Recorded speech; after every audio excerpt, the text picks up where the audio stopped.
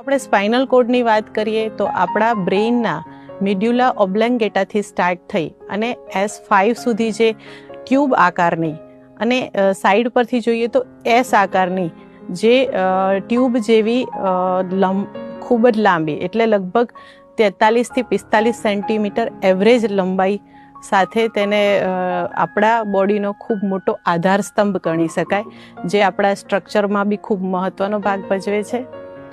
તેમાં ટોટલ 33 મણકા એટલે કે વર્ટેબ્રલ બોન આવેલા હોય છે, જેમાં સર્વાઇકલમાં C1 to C7, થોરેસિક એટલે કે મિડલ બેકમાં જો આપણે ગણીએ તો T1 to T12, લંબર રિજિયનમાં L1 to L5, સેક્રમ રિજિયનમાં S1 to S5 અને કોકિજિયલમાં 4 બોન. આ રીતે કરીને 33 મણકાઓથી બનેલું હોય છે. આ દરેક મણકાને સાંકળતી એક વચ્ચે ગાદી આવેલી હોય છે.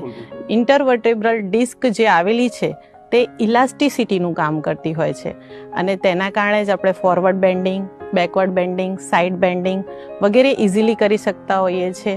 બેસવું, ઉઠવું, ચાલવું, સૂઈ રહેવું બધું જ જ્યારે આપણે નોર્મલ કન્ડિશનમાં કરી શકીએ છીએ ત્યારે આપણી સ્પાઇન હેલ્ધી છે એવું ગણી શકાય.